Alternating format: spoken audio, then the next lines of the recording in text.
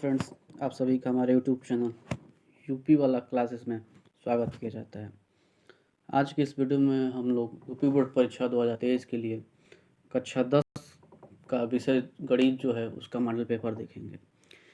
इस वीडियो में हम लोग क्लास 10th का मैथ सब्जेक्ट का मॉडल पेपर डिस्कस करेंगे, जो यूपी बोर्ड के ऑफिशियल वेबसाइट से डाउनलोड किया गया है। ये जो मॉडल पेपर है यूपी बोर्ड का ऑफिशियल डाउनलोड पर जाके आप लोग डाउनलोड कर सकते हैं। इसके पहले हमने हिंदी और इंग्लिश का मॉडल पेपर जो अपने यूट्यूब चैनल पे अपलोड कर दिया है, तो आप हमारे प्लेलिस्ट में जाकर वहाँ से उन दोनों वीडियोज़ को दे सकते हैं। तो चलिए बिना टाइम वेस्ट किए वीडियो को स्टार्ट करते हैं। तो यूपी बोर्ड का जो पेपर होगा आप लोगों का 2023 में, उसका जो समय दिया हुआ है यहाँ पे 3 घंटे 15 मिनट, और जो नंबर है हाई स्कूल का वो 70 नंबर का पेपर आपके क्लास 10th के लिए होगा। और आपके पास टाइम कितना है? 3 घंटे 15 मिनट, यानी 3 घंटे 15 मिनट में आपको 70 नंबर का जो पूरा पेपर है सॉल्व करना है। चलिए अब आगे की तरफ बढ़ते हैं। यहाँ पर निर्देश देखते हैं कि क्या क्या निर्देश लिखा हुआ है और कैसे कौन सा प्रश्न कितने नंबर का आया हुआ है, या कैसे किस प्रकार का प्रश्न यूपी बोर्ड परीक्षा में पूछता है, या 2023 में किस प्रकार से यूपी बोर्ड परीक्षा में पूछेगा। तो चलिए यहाँ पे जो पहला निर्देश है आप देख सकते हैं, 15 मिनट परीक्षार्थियों को प्रश्न पत्र पढ़ने के लिए निर्धारित है। आप सभी मॉडल पेपर में देखते होंगे कि ऐसे ही लिखा रहेगा कि जो शुरू का 15 मिनट रहता है आपको वो पेपर पढ़ने के लिए और पेपर को समझने के लिए दिया जाता है, ताकि आप अच्छे से पेपर पढ़ लें और समझ लें। अब सम्मान्य निर्देश लिखा हुआ है यहाँ पे, जिसमें से पहला है सभी प्रश्न अनिवार्य हैं। इसका मतलब ये है कि जितने भी प्रश्न आपको यूपी बोर्ड परीक्षा 2023 में आएगा सब आपको करना है, एक भी प्रश्न आप छोड़िएगा मत। ऐसा हो सकता है कि कोई ऐसा प्रश्न हो जिसका आंसर आपको नहीं आता हो, पूरा पूरा सही आंसर नहीं आता हो, कुछ गलत आता हो, या हो सकता है एकदम साफ ही नहीं कुछ आंसर आता हो। जो क्वेश्चन नहीं आएगा उसके बाद भी उसको आपको सॉल्व करना है। कुछ ना कुछ उस क्वेश्चन में आप जरूर लिखिएगा, एकदम खाली छोड़ के मत आइएगा पेज। कुछ ना कुछ उस क्वेश्चन में ज़रूर लिखिएगा, 4 लाइन 5 लाइन जितना हो सके। आप उसके बारे में कभी भी कुछ भी पढ़े हों किसी भी क्लास में, 6 में, 7th में, 8th में, या 9th में, या 10th में, तो कुछ ना कुछ ज़रूर उस क्वेश्चन में लिख दीजिएगा। एकदम छोड़ के मत आइएगा, खाली पेज मत छोड़ के आइएगा, क्योंकि पेज खाली रहेगा तो नंबर थोड़ा कम हो जाता है। चलिए दूसरा पॉइंट देखते हैं। इस प्रश्न पत्र के 2 खंड हैं। जिस प्रकार सभी प्रश्न पत्रों के 2 खंड है, उस प्रकार मैथ में भी आपको 2 खंड रहेंगे। पहला जो खंड रहेगा अ, और दूसरा जो खंड रहेगा वो ब।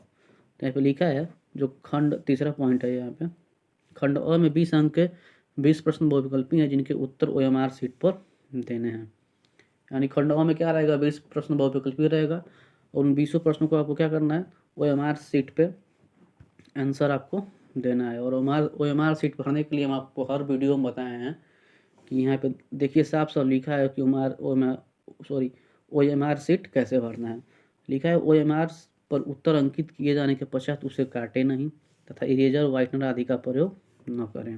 आप यहाँ पे देख सकते हैं OMR शीट पे जो रहेगा, ऐसे आपको गोला, छोटा छोटा गोला दिया रहेगा, और इसी गोले को आपको क्या करना है, जो सही आंसर रहेगा उस गोले में आपको ब्लू या ब्लैक, सिर्फ इन दोनों पेन से, ब्लू पेन से या ब्लैक पेन से, यानी नीला पेन से अथवा काला पेन से पूरे गोले को अच्छे से कलर करना है, रंगना है। आपको गोला रंगते समय एक बात का ध्यान रखना है कि ऐसा ना हो कि गोला आप ऐसे आधा रंग दें और आधा छोड़ दें, या गोला इतना बड़ा है आप इतना बड़ा रंग दें। तो आपको इन बातों का ध्यान रखना है। और ऐसा नहीं है कि गोला रंगने के बाद आप जिस तरह कापी में काट देते हैं, ऐसे क्रॉस का चिन्ह बना देते हैं इस तरह करके, तो आपको ये नहीं करना है। आपको ये नहीं करना है, क्रॉस का चिन्ह नहीं बनाना है। यहाँ साफ साफ लिखा हुआ आप देख सकते हैं कि उसे काटे नहीं तथा इरेजर व्हाइटनर आदि का प्रयोग नहीं करना है। OMR शीट पे इरेजर व्हाइटनर तथा हाँ, इरेजर व्हाइटनर का प्रयोग नहीं करना है, उसको काटना नहीं है। और भी कोई भी चीज़ें, जैसे मान लीजिए आप लोग बहुत सारी ट्रिक यूज करते हैं किसी भी चीज़ को मिटाने के लिए, तो आपको मिटाना नहीं है। मतलब एक बार आप गोला भर दिए अगर, तो दोबारा वो सही नहीं हो सकता। जिस गोले में भर दिए आप उसको उसी तरह छोड़ दीजिए, भले वो आप गलत गोले में भर दिए हैं, अगर उसको काटेंगे तब भी वो आपका जो प्रश्न होगा तब भी वो कट ही जाएगा, तब भी उसका नंबर कटेगा ही। चलिए तीसरा पॉइंट जो है देखते हैं, पाँचवा पॉइंट जो है वो है दूसरा खंड ब में 50 अंक के वर्णनात्मक प्रश्न, यानी खंड ब में जो आएंगे उसके आपको आंसर लिखने पड़ेंगे। छठा पॉइंट है, इस खंड में कुल 5 प्रश्न हैं। प्रत्येक प्रश्न के परिणाम में स्पष्ट लिख दिया है कि उसके कितने खंड करने हैं। यानी जो प्रश्न आपको खंड ब में मिलेगा उसमें ऊपर ही लिख दिया रहेगा कि इस खंड में से आपको 2 प्रश्न करने हैं कि 3 प्रश्न करने हैं, कि 2 में से सिर्फ 1 प्रश्न करना है कि 3 में से 2 प्रश्न करने हैं, कितने करने वो आपको एकदम स्पष्ट लिख दिया रहेगा। 8वां जो पॉइंट है वो है प्रश्नों के अंक उनके सम्मुख अंकित है। यानी जो प्रश्न है उसके सामने उसका नंबर दिया रहेगा कि कौन सा प्रश्न कितने नंबर का है, उसके सामने आपको दिया रहेगा। जैसे यहाँ पे आप देख सकते हैं कि बहुविकल्पी प्रश्न है खंड अ में। बहुविकल्पी प्रश्न आप देखिए पूछा है खंड अ बहुविकल्पी प्रश्न। प्रश्न नंबर 1 है, एक परिमेय संख्या का दशमलव प्रसार सदैव होता है और इसका नंबर कितना है। पहला जो प्रश्न है 1 नंबर का, इसके सामने देखिए यहाँ पे लिखा हुआ है। फिर आगे चलते हैं, देखिए जो दूसरा प्रश्न है यहाँ पे है बहुविकल्पी का दूसरा प्रश्न, ये भी कितने नंबर का है, 1 नंबर का है। तीसरा प्रश्न देखिए, ये भी कितने नंबर का है, 1 नंबर का है। आप प्रश्न पढ़ सकते हैं कि एक शून्य उत्तर परिमेय संख्या और अपरिमेय संख्या का गुणनफल होता है। तीसरा जो प्रश्न है, रेखाओं x बराबर 0 इक्वल टू 0 और x बराबर 0 और 2x + 3y इक्वल टू 12 का प्रतिच्छेद बिंदु है। तीसरा नंबर क्वेश्चन है। चौथा नंबर क्वेश्चन आप पढ़ सकते हैं यहाँ से। मैं वीडियो को थोड़ा स्लो PDF को मूव करूँगा ताकि क्वेश्चन आप अच्छे से देख सकें और पढ़ सकें और समझ सकें।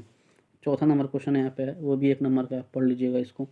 5वां जो क्वेश्चन है आप यहाँ पे देख सकते हैं, बहुविकल्पी प्रश्न है। इसी तरह 6ठा क्वेश्चन आप देख सकते हैं, ये भी 1 नंबर का है। फिर 7वां क्वेश्चन जो है वो भी बहुविकल्पी क्वेश्चन ही रहेगा और वो भी कितने नंबर का है, वो भी 1 ही नंबर का है। फिर 8वां क्वेश्चन जो है, ये भी 8वां क्वेश्चन नंबर, ये भी 1 ही नंबर का है। फिर जो क्वेश्चन नंबर 9 है, 9वां क्वेश्चन जो है यहाँ पे आप देख सकते हैं, वो भी कितने नंबर का है, वो भी 1 ही नंबर का है। और फिर जो 10वां क्वेश्चन रहेगा, ये भी 1 ही नंबर का रहेगा। देखिए 1 ही नंबर का है। 11वां जो क्वेश्चन है, ये भी 1 ही नंबर का है। फिर आप देख सकते हैं यहाँ पे 12वां जो क्वेश्चन है, वो भी 1 ही नंबर का है। 13वां जो क्वेश्चन है, ये भी 1 ही नंबर का है। 12, 13 दोनों 1 नंबर का क्वेश्चन आप अच्छे से पढ़ लीजिएगा। मैं क्वेश्चन पढ़ नहीं रहा हूँ क्योंकि वीडियो लंबा हो जाएगा क्वेश्चन पढ़ने से, तो इसीलिए मैं क्वेश्चन को पढ़ना यहाँ पे स्किप कर रहा हूँ। बाकी आप लोग को पूरा टाइम दे रहा हूँ ताकि आप लोग क्वेश्चन देख सकें और पढ़ सकें। और लिखना होगा अगर कॉपी में तो आप क्वेश्चन को लिख भी सकते हैं, लिख कर सॉल्व भी कर लीजिएगा। क्योंकि ये जो क्वेश्चन है यूपी बोर्ड के ऑफिशियल वेबसाइट से PDF डाउनलोड किया गया है। यूपी बोर्ड के ऑफिशियल वेबसाइट से आप इस PDF को डाउनलोड भी कर सकते हैं, तो वहाँ से जाकर आप कर सकते हैं इस PDF को डाउनलोड। फिर चलिए अब वीडियो में आगे बढ़ते हैं। 14वां क्वेश्चन आप देख सकते हैं, यहाँ पे पूछा हुआ है sin 75 डिग्री अपन cos 15 डिग्री का मान हुआ है। यानी sin 75 अंश बटा cos 75 अंश का मान पूछा है, ये भी 1 ही नंबर का है। फिर 15वां जो क्वेश्चन है वो भी 1 ही नंबर का है। फिर उसके बाद 16वां आप देख सकते हैं यहाँ पे 16वां 1 नंबर, 17वां भी 1 ही नंबर। 18 क्वेश्चन नंबर आप देख सकते हैं यहाँ से, ये भी 1 नंबर। 19 वाला ये भी 1 नंबर। फिर इसके बाद लास्ट जो क्वेश्चन है 20, क्वेश्चन नंबर 20, ये भी 1 ही नंबर का है। इस तरह से 20 बहुविकल्पी प्रश्न थे और 20 बहुविकल्पी प्रश्न 20 नंबर के थे और प्रत्येक प्रश्न 1-1 नंबर का था। तो इस तरह से खंड अ समाप्त हो गया। अब चलिए खंड व में बढ़ते हैं। खंड व में क्या क्या दिया हुआ है, किस तरह से दिया हुआ है। तो ये आपका खंड व स्टार्ट हो रहा है यहाँ पे। तो खंड अ में खंड व में जो पहला प्रश्न है आप देख सकते हैं यहाँ पे, सभी खंड कीजिए। यानी इसमें जितने भी क्वेश्चन पूछे हो आपको सभी को करना है। तो इसमें क क्वेश्चन है, क्वेश्चन नंबर क है, फिर ख है, फिर ग है। तो क्वेश्चन नंबर क जो है, 2 क्रमागत धनात्मक पूर्णांकों का गुणनफल 2 से विभाज्य है। यह कथन सत्य है या असत्य, कारण बताइए। और ये कितने नंबर का है, 2 नंबर का है। यदि काट थीटा बराबर 7/8 तो 1 + sin theta into 1 - sin theta अपन 1 + cos theta into 1 - cos theta का मान निकालिए, भी 2 नंबर। फिर चलिए तो जो तीसरा नंबर का क्वेश्चन है, क्वेश्चन नंबर ग, उसको देखते हैं हम कि वो क्या लिखा हुआ है।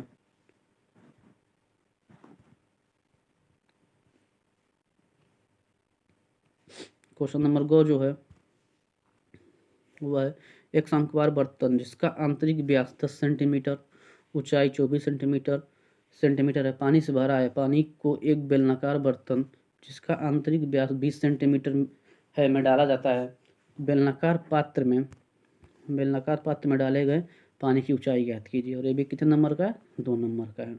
फिर उसके बाद जो घ दिया हुआ है उसमें आप देख सकते हैं इसमें क्या करना है, निम्न आंकड़ों का समांतर माध्य निकालना है, यानी इस आंकड़ों का जो दिया है इसका समांतर माध्य निकालना, ये भी 2 नंबर का है।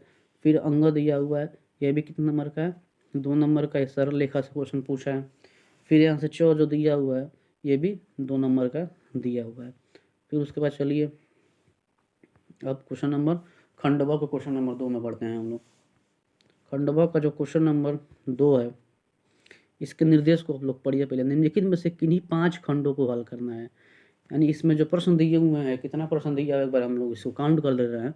देखिए यहाँ पे एक प्रश्न ये है, पहला क, 2, 3, 4, फिर ये अंग 5, फिर इसके नीचे एक और दिया है 6, चौ दिया है जो 6 है, यानी 6 क्वेश्चन इसमें टोटल दिया हुआ है। यानी दूसरे क्वेश्चन में 6 क्वेश्चन दिया हुआ है, क ख ग घ अंग च छ करके, और आपको इसमें से क्या करना है, सिर्फ 5 प्रश्नों का ही उत्तर देना है। यानी आपको जिस इसमें से अगर कोई ऐसा प्रश्न जो नहीं आता है, सिर्फ एक प्रश्न आप इसमें से छोड़ सकते हैं। क्वेश्चन नंबर 2 में से आप एक प्रश्न छोड़ सकते हैं।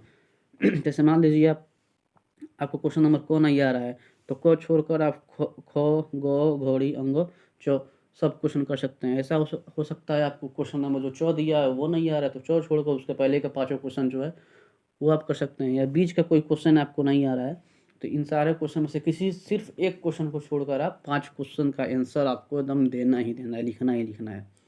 चलिए अब एक एक करके क्वेश्चन देख लेते हैं कि क्या क्या क्वेश्चन दिया हुआ है। तो क्वेश्चन नंबर क जो है, ग्राफ द्वारा जांच कीजिए कि रैखिक समीकरण युग्म 2x + y - 6 = 0, 4x - 2y - 4 = 0 संगत है। यदि ऐसा है तो ग्राफीय विधि द्वारा हल कीजिए।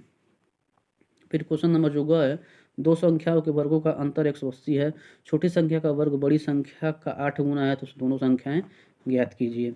फिर क्वेश्चन नंबर जो ग है उसको चलिए पढ़ते हैं। 4 सेंटीमीटर त्रिज्या के एक वृत्त पर 6 सेंटीमीटर त्रिज्या के एक संकेंद्रीय वृत्त के किसी बिंदु से एक स्पर्श रेखा की रचना कीजिए और उसकी लंबाई मापकर लिखिए।